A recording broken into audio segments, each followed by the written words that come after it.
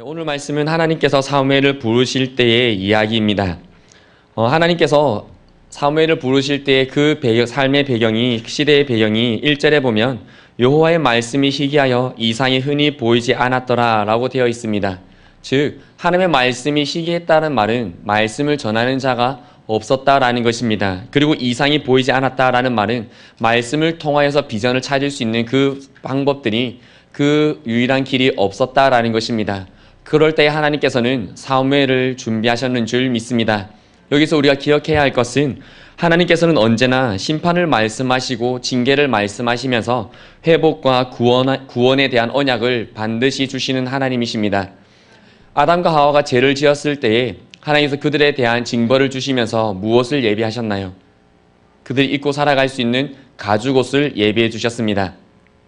그리고 그 땅에 죄가 많아졌을 때에 하나님께서 홍수 심판을 말씀하시면서 무엇을 준비하셨나요? 노아와 방주를 준비하셨습니다. 그리고 그들이 바벨탑을 쌓고 하나님을 거역하려고 할 때에 하나님께서 그들을 땅에서 흩으시면서 무엇을 준비하셨을까요? 흩으심에 대해서 다시 모으시기 위해서 아브라함을 준비하셨습니다. 그래서 아브라함을 통해서 흩어졌던 민족들이 하나님의 그 영으로 하나 되어지는 것을 하나님께서 준비하셨다라는 것입니다. 이렇게 하나님께서는 우리의 삶에 우리가 시험 당하는 것 같고 어려운 것 같다라는 그때에 하나님께서는 반드시 구원과 회복을 약속하시고 준비하고 계신 줄 믿습니다. 오늘 우리 성도님들의 삶이 어쩌면 너무 어려우실 수도 있습니다. 생각하기에 이게 정말 하나님의 벌을 받고 있는 것처럼 내 삶이 힘들게 느껴질 때도 있습니다. 하지만 그 징계는 한순간일 뿐 하나님께서는 그 뒤에 반드시 회복을 준비하시고 우리를 다시금 일으켜 주시기 위한 하나님의 계획이 있다는 것을 기억하시고 오늘 우리의 삶이 얼마만큼 어렵든지 하나님을 의지하는 그 믿음이 흔들리지 않으시는 우리 성도님들 되시기를 바랍니다. 그럴 때 하나님께서 사무엘을 부르셨는데 사무엘이 19절에 보니까 자라났다라고 이야기를 합니다. 사무엘은 하나님의 전 안에서 하나님의 집에서 성장했습니다. 그런데 그가 자고 있던 곳이 어떤 곳이냐면 우리 3절 말씀에 보면 하나님의 궤에 있는 여호와의 전 안에 누웠다라고 되어 있습니다. 하나님의 궤가 있는 곳에 누워 있었답니다. 분명히 우리가 레위기를 통해서 모세율법을 통해서 보면 하나님의 그 궤가 있는 곳에는 누구만 들어갈 수 있나요? 대제사장만 들어갈 수 있는 곳입니다. 대제사장이 아니더라도 제사장들만 들어갈 수 있는 곳이 바로 성소입니다. 그런데 그곳에 아무것도 모르는 정말 천진난만하게 있을 그 아이가 그곳에서 잠을 자고 있었다라는 것입니다. 우리가 생각할 때 하나님께서 법대로 행하신다면 이 아이는 죽어야 할 것입니다. 왜냐하면 하나님께서 다윗이 여호와의 궤를 가지고 들어올 때에 웃사가 새 수레를 끌고 새 수레에 법궤를 싣고 들어오는데 그것이 흔들리고 떨어지는 것을 막기 위해 잡았을 때 하나님께서 웃사를 어떻게 하셨습니까? 그 즉시로 죽이셨습니다. 다른 성에는 찢으셨다라고 되어 있습니다. 그런데 사무엘은 하나님의 궤에 있는 전 안에서 자고 있었습니다. 무엇이 다를까요? 무엇이 차이가 있을까요? 사무엘이 하나님을 정말 많이 알아서일까요? 오늘 말씀을 보면 사무엘이 아직 하나님을 알지 못한다라고 7절에 되어 있습니다. 그리고 하나님의 말씀도 그에게 임하지 않았다라고 되어 있습니다. 그런데 어떻게 사무엘은 하나님의 궤에 있는 곳에 살 수가 있었을까요? 하나님은 차별하신 하나님인가요? 사무엘의 그 삶을 통해서 볼 수 있는 것이 있습니다. 그것이 무엇이냐면 그의 어머니를 통한 신앙의 모습입니다. 하나님은 행위를 가지고 말씀하시는 것이 아니라 마음을 가지고 말씀하시는 하나님이신 줄 믿습니다. 그렇기 때문에 우리가 하나님 앞에 나아갈 때에 겉으로 보이는 행위를 가지고 판단을 해서는 안 될 것입니다. 다윗이 법궤를 가지고 올 때에 행위를 가지고 판단했던 한 여인이 있었습니다.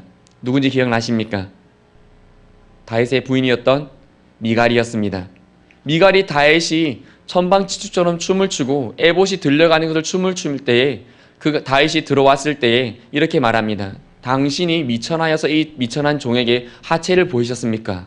라고 이야기를 했습니다. 그럴 때 하나님께서 미갈에게 어떠한 벌을 내리셨나요? 아이를 가질 수 없게 하셨습니다.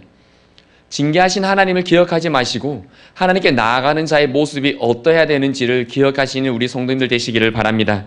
그래서 사무엘은 하나님의 교회에 있는 곳에서 살면서 성장했습니다.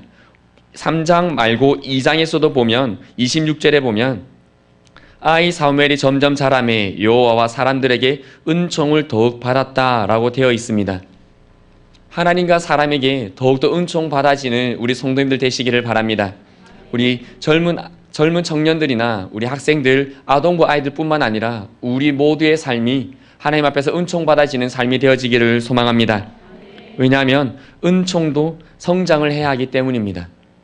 사무엘은 성장을 하면서 하나님께 더욱더 은총을 받아가게 되었습니다. 이 말씀이 예수님에 대한 말씀도 있습니다. 그의 키가 자라매 하나님과 사람들에게 더욱더 사랑스러워지셨다라고 말씀을 하십니다. 그렇기에 우리의 성장은 신앙으로만 성장을 해서 될 것도 아니고 육신만 성장해서 될 것도 아니고 영육 간에 성장해야 할 줄 믿습니다. 그것이 하나님께서 오늘 말씀하시는 그 성장입니다. 그렇기 때문에 우리의 삶이 하나님께서 성장할 때에 나의 말도 그리고 나의 행동도 그리고 나의 신앙도 더욱더 성장되어지기를 소망합니다. 하나님께서는 이렇게 사무엘을 준비하셨습니다. 사무엘이 있었던 곳은 대단한 학교도 아니고요. 사무엘이 있었던 곳은 대단한 선생님이 있는 곳도 아니었습니다. 좋은 본이 있는 곳도 아니었습니다. 그때 제사장들이 어떻게 생활을 했냐면 누군가 제사를 드리기 위해 고기를 가지고 오면 하나님께 드려지기도 전에 먼저 가서 그 고기를 나를 달라 얘기하는 겁니다. 삼지창으로 생긴 포크를 가지고 푹 찌르면서 이건 내가 가져가겠다. 그때 제사 드린 사람이 무슨 말이냐 이건 하나님께 드리는 겁니다 라고 말하면 지금 곱게 안 주면 내가 힘으로 그것을 뺏어갈 것이다 라고 이야기를 하는 겁니다. 이것을 오늘 우리식으로 얘기를 하면 이렇게 예를 들면 안 되겠지만 저로 예를 들겠습니다. 예배 때 성도님들께서 주일 11시 예배 때 예배를 드리러 오실 때에 제가 앞에서 입구에서 인사를 드리고 맞이를 하고 있습니다. 그럴 때 헌금을 내실 때 제가 이렇게 말하는 거예요. 집사님 그거 저한테 주세요. 그렇죠. 이런 반응이 정상인 건 무슨 말도 안 되는 소리야. 그래서 싫어. 안 됩니다 목사님. 어떻게 그래요?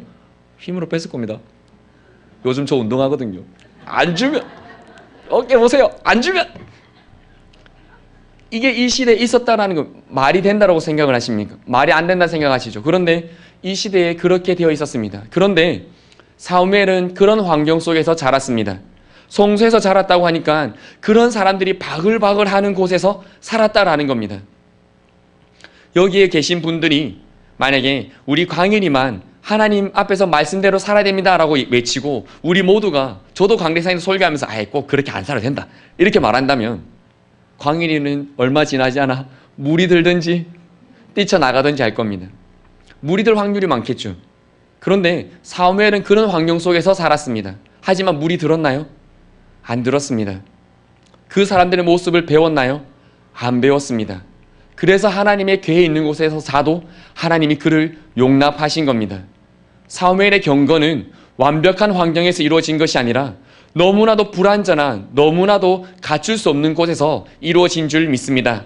그렇다면 사무엘을 통해서 이스라엘을 일으키신 하나님의 계획이 있었다면 오늘 새벽교회를 통해서 하나님께서 온누리를 환하게 하신다는 비전을 우리에게 주셨다면 우리는 어떻게 살아야겠습니까? 우리의 환경에 따라서 우리가 마음이 변하고 환경에 따라서 우리가 말씀을 다르게 해석해야 될까요? 진리는 정답이 진리입니다. 결코 변할 수 없는 것이 진리입니다. 그런데 오늘날의 그리스도인들이 진리를 어떻게 해석합니까? 인본주의, 사람이 우선이다 라는 것을 가지고 너무나 많은 말씀들을 해석하고 그것을 적용시키며 살아가고 있습니다. 그렇기 때문에 그리스도인들이 힘이 점점 빠져가는 겁니다. 동성애 분명히 죄악된 것입니다. 그렇게 고백을 하십니까? 그렇게 고백을 하십니까? 만약에 우리 담임 목사님께서 동성애 안 됩니다 라고 설교를 했는데 그때 만약에 동성애를 설교하면 1,000만 원의 벌금을 내야 된다. 그래서 법원에서 날라왔습니다. 1,000만 원 내십시오. 그럼 어떻게 반응하시겠습니까? 목사님 강단에서 그런 말씀 하지 마십시오 라고 하시겠습니까? 원하기는 1,000만 원 우리가 만들겠습니다. 목사님 우리 진리 버리지 맙시다 하실 수 있는 우리 새벽교회 되기를 바랍니다. 그것 때문에 우리가 가난해진다면 하나님의 진리의 말씀을 선포하고 진리의 말씀대로 살아가기 위해서 우리가 가난해진다면 하나님께서 보실 때 얼마나 떳떳하시겠습니까? 그렇게 가실 수 있는 우리 새벽교회 되기를 소망합니다. 하나님께서는 그러한 사람을 준비시키셨습니다. 어중간한 사람 준비시키지 않으셨습니다. 어중간한 사람에게 비전 주시지 않았습니다. 그냥 이렇게도 좋고 저렇게도 좋고 좋은 게 좋다라고 나가는 사람에게 하나님께서 비전을 주신 것이 아니라 하나님의 말씀대로 살아가기 원하는 사람에게 하나님께서 비전을 주시고 하나님의 나라를 세우신 줄 믿습니다. 하나님께서는 그 사무엘을 준비시키셨습니다. 오늘 우리도 하나님께 쓰임받고 싶습니다. 그러시죠? 우리 정말 하나님께 쓰임받고 싶습니다. 그 쓰임받고 싶다면 하나님의 법대로 나아갈 수 있는 우리 새벽교회 되어지기를 소망합니다. 그것이 사무엘의 능력이 되었다라는 것입니다. 그래서 하나님께서 그러한 사무엘에게 19절에 보니까 사무엘이 자랐을 때 그 말이 하나도 땅에 떨어지지 않게 하셨습니다. 왜냐하면 20절, 21절에 보니까 하나님께서 사무엘에게 말씀을 주셨거든요. 그래서 4장 1절 상반절에 사무엘의 말이 온 이스라엘에 전파되었다라고 되어 있습니다. 하나님께서 우리 새벽교회 성도님들의 말에 권세 주시기를 바랍니다. 하나님의 말씀으로 전하는 그 말이 우리 친구들의 마음에 꼽혀서 들어가고 나와 만나는 이웃들의 마음에 심겨서 들어가고 저들이 변화받고 하나님의 진실된 사람으로 변화되어지는 능력이 우리 새벽교회 성도님들에게 있기를 소망합니다.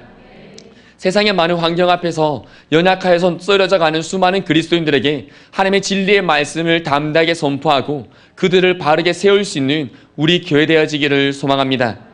우리 청년들에게 원하는 것은 청년을 살리는 청년이 되어지기를 바랍니다. 우리 청소년들은 방황하는 내 친구들을 세울 수 있는 그들에게 꿈을 줄 수 있는 우리 청소년들 되기를 바랍니다. 우리 새벽교회는 흔들리는 교회를 세울 수 있는 우리 새벽교회가 되어지기를 소망합니다. 하나님께서는 그러한 자를 준비시켜 나가시는 줄 믿습니다. 우리 새벽교회가 그렇게 쓰임받기를 소망합니다. 그래서 사무엘을 통해서 보이지 않는 하나님이 들려지는 하나님으로 바뀌어졌습니다. 이 세상도 하나님을 보고 싶다라고 말합니다. 그래서 하나님을 보기 위해서 너무나 많은 사람들이 이단을 찾아가게 되고 어떠한 신비한 것을 찾아갑니다. 하지만 우리를 통해서 하나님이 들려지기를 소망합니다. 들려지고 그들의 삶으로 나타나는 하나님을 드러낼 수 있는 우리 새벽교회가 되어지기를 소망합니다. 이것이 사무엘을 준비시킨 하나님이셨습니다. 말씀을 정리해보면 사무엘은 인격과 영혼이 함께 성장하였습니다.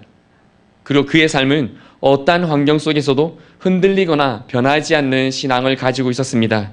그래서 하나님께서 사무엘에게 그 말의 권능을 주시고 그 말을 통해서 이스라엘과 하나님의 나라를 세워가셨는 줄 믿습니다. 오늘 우리의 삶이 이렇게 되어지기를 소망합니다. 말씀을 정리하겠습니다. 외골수 신앙이라고 들어보셨을 겁니다. 그러시죠? 외골수 신앙이 무엇이죠? 이것저것 타협하지 않는 것입니다. 만약에 내 옆에 있는 분이 그러한 신앙을 가지고 있다면 어떻게 반응하시겠습니까?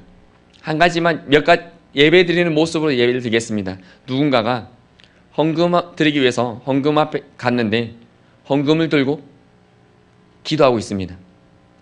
저희가 올라갑니다. 올라가다가 그 사람이 기도하고 있어서 조금 불편합니다. 기도하고 있구나. 계속 기도하고 있습니다. 그러다가 기도를 끝내고 헌금함에 정말 공손하게 헌금을 드리는 것을 보았습니다. 그러면 두 가지 마음이 들 겁니다. 저 사람 정말 하나님께 진실된 예물을 드리는구나. 다른 한편으로는 뭘 저렇게까지 하게 될 것입니다. 우리가 예배를 드릴 때에도 누군가가 정말 깔끔하게 다림질을 최선을 다해서 정말 멋있게 해서 향수를 칙칙 뿌리고 앉아서 꼿꼿하게 목사님을 아니죠. 입을 약간 벌리고 웃으면서 목사의 말을 듣고 있습니다. 그리고 아멘을 너무 크게 합니다. 할렐루야! 그렇죠. 이 정도 아니었거든요. 할렐루야! 아멘! 그런데 그 사람은 두 번 하는 겁니다. 할렐루야 하니까 그 사람이 그렇죠. 예전에 저희 교회 아멘 3번까지 하셨던 것 같은데 목사님이 강의에서 할렐루야 하니까 그 사람이 어떻게 했다고요? 예, 그렇게 하는 겁니다. 그러니까 어떻게 해요? 옆에서 나는 정말 경건하게 예배드리고 싶은데 아멘 아멘 하니까 뭐 이렇게까지 하나님 귀가 먹으셨나. 그때 말씀이 번뜩 기억나죠. 길을 지으신 분이 하나님이신데 하나님 못 들으실까?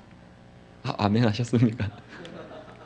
그러면서 그 삶의 모습을 우리가 어쩌면 저렇게까지 뭘 할 필요가 있어 라고 할 수도 있습니다. 그렇게까지 할 수 있는 우리 새벽교회 되어지기를 소망합니다. 그게 성장이거든요. 그게 성장입니다. 다른 게 성장이 아닙니다. 내가 방언 기도하다가 갑자기 막 예언이 되고, 물론 성장입니다. 하지만 갑자기 예언이 되었다가 갑자기 다른 사람이 방언하는 게 막 들려지가지고, 야, 네 방언 이렇게 하던데 그렇게 하면, 야, 어젯밤에 꿈을 꿨는데 일로 와봐라. 네 어젯밤에 꾸는데 일 앞으로 이렇게 되겠던데.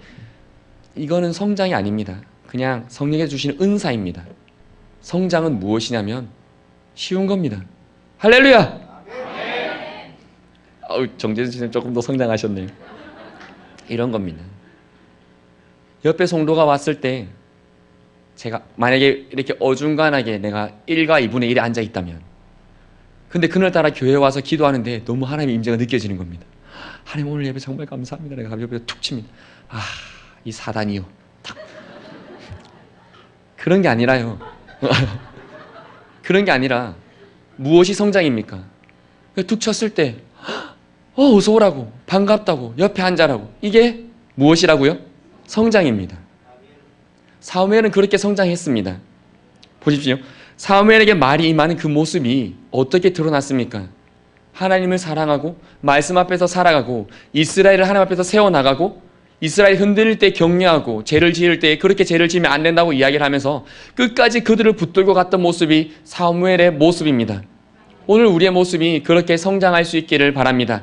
그러면 하나님께서 말의 권능을 주십니다.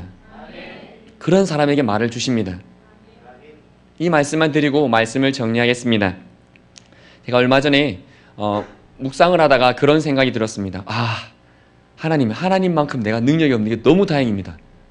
왜냐하면 저는 하나님만큼 사랑이 없기 때문입니다. 라는 묵상을 했던 적이 있습니다. 무슨 뜻이냐면 우리가 연약하다는 것은 어떻게 해요? 우리가 그만큼 아직 사랑할 수 없다라는 겁니다. 우리의 사랑이 커져가고 우리가 성장해가면 하나님께서 그만큼 더 큰 능력을 주실 줄 믿습니다. 일당 100만 돼도 2,000명이 우와 2,000명인 줄 믿습니다. 간단하죠. 쉬워요. 신앙은 어렵지 않습니다. 그런데 자꾸 사단이 우리 보고 어렵다라고 얘기합니다. 그 말씀 어떻게 지키려고 그래? 야, 오늘따라 기도 잘 되는 것 같잖아. 사단이 자꾸 왜곡시키려고 합니다. 그렇게 하지 마시고 언제나 하나님 앞에서 진실됨으로 성장해 나가고 하나 되어져 나가고 하나님께서 사무엘을 준비하시고 그의 삶을 지켜보시고 그를 통해 역사하셨듯이 하나님께서 우리 새벽교회를 준비하시고 우리 새벽교회를 지켜보시고 우리 새벽교회를 통해서 역사하시는 그러한 날이 속히 이루어지고 당장 오늘부터 우리가 그것을 위해 달려갈 수 있기를 소망합니다. 함께 기도드리겠습니다.